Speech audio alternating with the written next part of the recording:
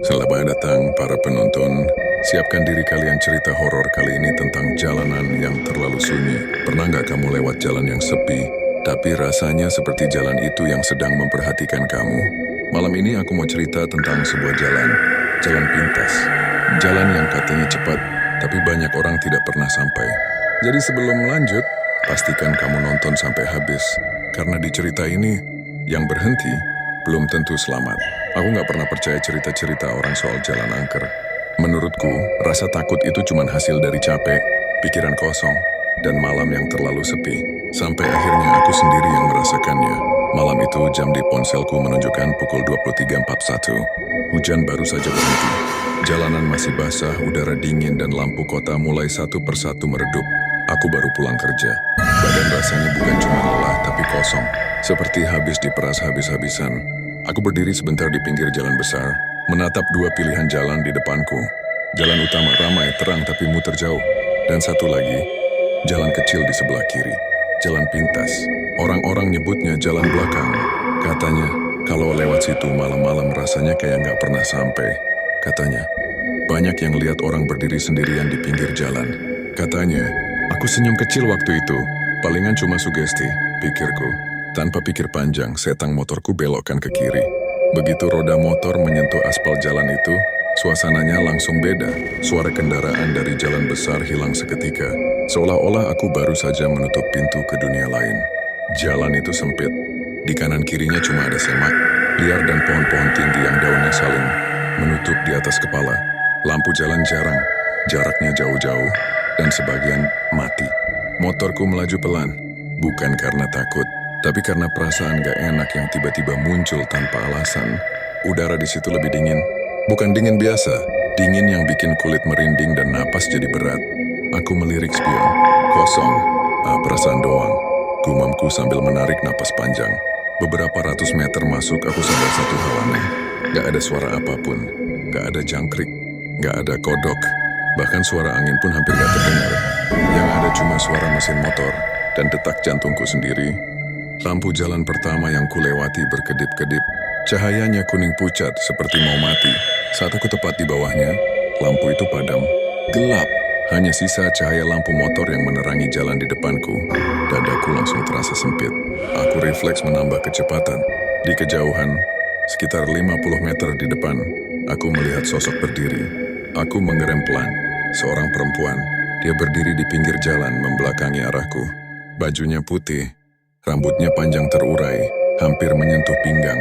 Dia diam, terlalu diam. Pikiranku langsung ribut sendiri. Mungkin orang pulang malam, mungkin nunggu jemputan, mungkin... Tapi kenapa di tempat sesepi ini? Aku berniat melewatinya tanpa menoleh. Gasku tarik pelan, saat jarak kami tinggal beberapa meter. Perempuan itu bergerak, bukan melangkah, tapi memutar kepala. Pelan, sangat pelan. Aku bisa dengar bunyi halus tulangnya saat lehernya berputar. Kepalanya berhenti tepat menghadap ke arahku. Wajahnya pucat, bukan pucat karena lampu, tapi pucat seperti orang yang sudah lama tidak bernapas. Matanya hitam seluruhnya, dan bibirnya tersenyum tipis. Aku menahan napas. Tanpa sadar, gas motorku tarik kuat-kuat. Aku melaju meninggalkannya. Aku nggak nengok ke belakang. Aku nggak mau tahu. Angin malam terasa menusuk. Tanganku mulai gemetar di setang. Tenang, cuma orang. Aku mencoba menenangkan diri sendiri. Tapi baru beberapa detik aku menjauh. Aku dengar suara langkah kaki. Dari belakang, awalnya pelan. Tap, tap, tap. Aku merinding. Langkah itu semakin cepat, seirama dengan motorku. Aku tambah gas. Langkah itu ikut cepat. Aku nekat melirik spion. Dan dunia rasanya berhenti berputar. Perempuan itu ada di sana, berlari di belakang motorku. Tapi kakinya tidak menyentuh tanah. Rambutnya terurai ke belakang. Wajahnya kini gak lagi sekadar tersenyum. Mulutnya terbuka lebar. Terlalu lebar untuk ukuran manusia. Aku teriak sekuat-kuatnya. Motorku pacu habis-habisan. Mesinnya meraung. Jalan lurus di depan seharusnya segera berakhir. Tapi aneh, lampu jalan yang kulewati terlihat sama. Pohon yang sama. Retakan aspal yang sama. Aku sadar sesuatu yang bikin darahku dingin. Aku muter di tempat yang sama. Berapapun cepatnya aku melaju, aku tetap kembali ke titik itu. Langkah kaki itu semakin dekat. Sekarang aku bisa dengar napasnya. Berat, serak, seperti suara orang tenggelam. Berhenti. Suara itu terdengar jelas. Bukan dari belakang, tapi dari samping telingaku. Aku kehilangan kendali. Motor oleng. Rodanya selip di aspal basah. Tubuhku terlempar dan menghantam jalan. Gelap. Saat aku membuka mata, aku terbaring di tengah jalan. Motorku tergeletak beberapa meter dari tubuhku. Lampu jalan menyala lagi, tapi cahayanya redup. Dan perempuan itu berdiri tepat di depan kakiku. Sekarang jarak kami cuma beberapa langkah. Aku mencoba bangun, tapi kakiku lemas. Seluruh tubuhku gemetar. Dia menunduk perlahan. Wajahnya kini terlihat jelas. Kulitnya sobek di beberapa bagian. Ada bekas darah kering di pelipisnya. Lehernya miring ke samping, seperti patah. Aku capek, katanya pelan. Suaranya lirih, hampir seperti bisikan angin. Aku udah lama muter di sini. Aku mundur sambil duduk. Punggungku menyentuh aspal dingin. Tolong, aku cuma mau pulang, kataku terbata. Dia tersenyum lagi. Kali ini senyumnya sedih. Semua yang lewat sini juga bilang gitu, katanya. Tapi nggak ada yang mau berhenti. Lampu jalan satu persatu mati. Gelap kembali menyelimuti jalan itu. Aku cuma bisa dengar napasnya. Dekat. Terlalu dekat. Kalau kamu nggak mau nemenin bisiknya, kamu juga nggak akan pernah sampai. Dan di saat itulah, aku sadar, jalan ini bukan sekadar jalan pintas. Ini jebakan, dan aku sudah terlalu jauh masuk. Gelap itu nggak langsung hilang. Rasanya seperti dunia sengaja menutup matanya, membiarkan aku sendirian bersama napas yang bukan milikku. Aku berusaha meraba tanah di sekelilingku. Aspalnya dingin, basah, lengket. Tanganku gemetar hebat. Aku memaksa kakiku bergerak untuk bangun. Lampu motor tiba-tiba menyala. Sorotannya memotong gelap tepat ke depan. Dan di sana, perempuan itu masih berdiri. Tapi sekarang jaraknya lebih dekat. Terlalu dekat. Aku bangkit setengah berdiri, mundur terpincang-pincang. Motor masih tergeletak, tapi aku nggak berani mendekat. Aku nggak mau apa-apa, kataku cepat. Sumpah, aku cuma lewat. Dia memiringkan kepala. Gerakannya kaku seperti tulang lehernya digerakkan paksa. Lewat. Ulangnya pelan. Semua orang juga cuma lewat. Aku menelan ludah. Dadaku naik turun gak karuan. Ini jalan umum, kataku mencoba rasional. Kalau kamu mau pulang, cari orang lain. Dia tertawa kecil. Bukan tawa bahagia. Bukan tawa marah. Tapi tawa orang yang sudah terlalu lama sendirian. Kamu lihat jalan ini kosong? Katanya sambil membuka tangan. Padahal, ini selalu ramai. Sekejap, aku melihat bayangan bergerak di balik semak. 1, 2, banyak. Aku memicingkan mata. Di pinggir jalan, perlahan muncul orang-orang lain. Ada laki-laki dengan helm retak. Ada ibu-ibu dengan baju basah darah. Ada remaja laki-laki dengan jaket robek dan kaki menyeret. Mereka berdiri diam, menghadap ke arahku. Wajah mereka kosong, mata mereka mati. Kami semua pernah lewat, kata perempuan itu lagi. Dan kami semua berhenti. Kakiku lemas. Aku jatuh terduduk. Ini mimpi, bisikku. Pasti mimpi. Salah satu sosok maju selangkah. Laki-laki itu mengangkat wajahnya. Separuh mukanya penyok, seperti habis menghantam aspal keras. Aku pulang lembur, katanya datar. Niatnya cuma lewat. Sosok lain menyusul. Seorang perempuan muda. Rambutnya basah, matanya kosong. Aku kejar waktu, katanya. Katanya jalan ini cepat. Satu persatu mereka berbicara. Dengan suara pelan, tanpa emosi. Semua cerita mereka sama. Lewat. Terburu-buru. Tidak berhenti. Dan semuanya tidak pernah sampai. Aku menutup telinga. Kalian bohong, teriakku. Kalian cuma halusinasi. Perempuan berbaju putih itu mendekat. Kini jarak kami hanya 1 langkah. Kamu masih bisa pulang, katanya. Tapi kamu harus berhenti. Apa maksudmu berhenti? Tanyaku gemetar. Dia menatapku lama, senyumnya perlahan hilang. Turun, katanya. Dan tinggal. Lampu motor tiba-tiba mati. Gelap kembali menyergap. Sosok-sosok itu kini mengelilingiku. Aku bisa mencium bau darah, bau tanah basah, bau logam karat. Aku merangkak mundur sampai punggungku membentur sesuatu. Batang pohon. Napas mereka terdengar bersamaan. Berat, lambat, seperti satu makhluk besar. Aku gak mau mati, teriakku. Perempuan itu jongkok sejajar denganku. Wajahnya kini sangat dekat. Kami juga dulu gak mau, katanya lirih. Tapi jalan ini gak suka orang yang cuma lewat. Tiba-tiba, suara klakson terdengar jauh. Sangat jauh. Semua sosok itu menoleh bersamaan ke arah suara. Wajah mereka berubah. Ekspresi kosong itu retak. Pagi, bisik seseorang. Lampu jalan menyala satu persatu. Cahayanya menyilaukan. Aku terjatuh ke belakang. Aku terbangun dengan cahaya matahari menyilaukan mata. Tubuhku terbaring di pinggir jalan besar. Orang-orang mengerumuniku. Ada yang menepuk pipiku. Ada yang memanggil-manggil. Mas, mas, aku terengah-engah. Napas pendek-pendek. Mataku langsung mencari jalan kecil itu. Dan jalannya ada. Sepi. Tenang. Seolah nggak pernah terjadi apa-apa. Motorku terparkir rapi di pinggir. Mesinnya dingin. Mas pingsan semalaman, kata seorang bapak. Untung ketemu subuh. Aku bangkit tertatih. Kalian gak lihat apa-apa dari jalan itu? Mereka saling pandang. Dari dulu jalannya emang gitu, kata bapak itu pelan. Orang lewat cepat gak boleh berhenti. Aku menatapnya. Maksudnya? Dia menghela napas. Yang berhenti, biasanya gak balik.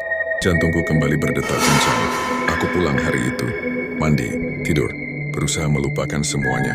Tapi malam berikutnya, jam dinding berhenti di jam 23.41. Dan dari luar rumah, aku dengar suara langkah kaki, pelan, teratur. Seperti ada yang menagih janji. Aku kira semuanya selesai saat aku terbangun di pinggir jalan pagi itu. Aku kira selama aku nggak pernah lewat jalan itu lagi, semuanya akan berhenti. Ternyata aku salah. Hari-hari pertama setelah kejadian itu terasa normal. Aku tetap kerja, tetap pulang sore, tetap makan dan tidur seperti biasa. Aku bahkan sempat meyakinkan diri sendiri bahwa semua itu cuma efek kelelahan. Sampai malam ketiga, jam dinding di ruang tamu berhenti berdetak. Jarumnya tepat menunjuk 23.41. Aku berdiri dari sofa. Kupukul jam itu pelan. Tidak bergerak. Aku cek ponsel. Layarnya mati. Listrik rumah masih menyala. Tapi suasananya berubah. Udara terasa lebih dingin. Dan rumahku terasa terlalu sepi. Padahal biasanya aku bisa dengar suara motor lewat, anjing tetangga, atau TV dari rumah sebelah. Malam itu tidak ada apa-apa. Aku duduk perlahan. Jantungku mulai gak enak. Lalu, aku dengar suara langkah kaki. Bukan dari luar rumah, dari dalam. Pelan, teratur, seperti orang berjalan tanpa terburu-buru. Siapa? Tanyaku dengan suara bergetar. Tidak ada jawaban. Langkah itu berhenti tepat di depan pintu kamar. Aku menelan ludah, tanganku dingin. Pelan-pelan, gagang pintu bergerak. Bukan dibuka, hanya digerakkan sedikit. Seperti orang di luar sana ingin memastikan, aku sadar kehadirannya. Aku berdiri mundur selangkah. Pergi, kataku lirih. Aku gak mau. Suara itu terdengar lagi. Bukan langkah, tapi napas. Berat, serak. Sama persis seperti yang kudengar di jalan itu. Aku cuma mau pulang. Suara perempuan itu membuat kakiku lemas. Pintu kamar bergetar pelan, bukan didobrak. Seperti disentuh dengan dahi. Aku menutup telinga. Ini bukan nyata. Ini bukan nyata. Tiba-tiba, ya Neng, langkah hilang. Napas hilang. Jam dinding berdetak lagi. Ponselku menyala. Jam menunjukkan 00.12. Aku terduduk di lantai sampai pagi. Sejak malam itu gangguan kecil mulai sering muncul. Bayangan berdiri di ujung lorong rumah. Suara kursi bergeser sendiri. Kaca jendela berembun dengan bekas tangan dari luar. Setiap jam mendekati 23.41. Tubuhku selalu merinding. Aku sadar, aku gak benar-benar pergi dari jalan itu. Jalan itu yang ngikut. Aku akhirnya cerita ke seorang teman lama. Dia orang desa percaya hal-hal begituan. Wajahnya langsung berubah saat aku cerita detail jalannya. Jalan belakang yang banyak pohon? Tanyanya pelan. Aku mengangguk. Dia menarik napas panjang. Itu bukan jalan biasa. Aku menangkapnya. Maksud lo? Itu jalan penarik, katanya. Tempat persimpangan orang yang belum selesai. Aku tertawa kering. Jangan bercanda. Dia gak ikut tertawa. Orang-orang yang meninggal mendadak di situ. Gak semuanya sadar kalau mereka udah mati. Lanjutnya, mereka cuma tahu satu hal. Pengen pulang. Aku terdiam. Dan mereka butuh yang hidup buat nemenin, katanya lagi. Biar jalannya kebuka. Dadaku terasa berat. Terus gua gimana? Dia menatapku lama. Kamu udah berhenti di sana. Aku tercekat. Aku enggak. Kamu jatuh. Kamu berhenti. Kamu dengar mereka potongnya. Artinya, kamu udah setengah masuk. Malam itu aku nggak bisa tidur. Dan saat aku akhirnya terlelap, aku mimpi. Aku berdiri di jalan itu, sendirian. Lampu jalan menyala redup, aspal basah. Perempuan berbaju putih berdiri di depanku. Tapi kali ini, dia nggak menyeramkan. Wajahnya sedih. Kamu janji, katanya. Apa? Tanyaku bingung. Kamu janji mau berhenti? Aku mundur. Aku nggak janji apa-apa. Dia mendekat. Kalau kamu nggak kembali, suaranya bergetar, aku yang akan datang. Aku terbangun dengan teriakan. Dan di kaca kamarku, ada tulisan dari embun. 2341. Sejak itu setiap malam aku selalu dengar suara motor lewat depan rumah. Pelan, berhenti sebentar. Padahal jalanku buntu. Dan setiap kali aku mengintip jendela, aku melihat bayangan seseorang berdiri di bawah lampu jalan. Menunggu. Aku sadar satu hal menjelang malam itu. Selama aku lari, selama aku pura-pura nggak dengar, selama aku berharap semuanya hilang sendiri, jalan itu nggak akan berhenti. Jam di ponselku menunjukkan 23.01. Aku duduk di atas motor di depan rumah. Mesinnya sudah menyala. Tanganku gemetar. Bukan karena dingin, tapi karena aku tahu kemana aku akan pergi. Aku menatap jalan di depanku. Lampu jalan menyala normal. Suasana terlihat biasa. Terlalu biasa. Aku cuma mau selesai gumamku. Motorku jalankan. Sepanjang jalan menuju sana pikiranku kosong. Gak ada doa. Gak ada harapan. Hanya satu keinginan. Jangan muter lagi. Saat belokan itu muncul, dadaku terasa ditekan kuat. Jalan kecil itu terbuka di hadapanku, sama persis seperti malam pertama. Begitu aku masuk, suara kota langsung hilang. Udara berubah dingin. Lampu jalan pertama berkedip. Aku berhenti. Mesin motorku matikan. Sunyi. Aku turun dari motor. Kakiku menyentuh aspal basah. Dan dari kejauhan, aku melihat mereka berdiri di sepanjang jalan. Orang-orang yang sama. Helm retak, baju berdarah, wajah kosong, dan di tengah mereka, perempuan berbaju putih itu berdiri paling depan. Kali ini, dia tidak tersenyum. Kamu balik, katanya pelan. Aku mengangguk. Ya, kenapa? Tanyanya. Aku menarik napas panjang. Biar selesai. Dia menatapku lama, lalu menoleh ke arah jalan panjang di belakangnya. Kami capek, katanya lirih. Muter terus. Gak pernah sampai.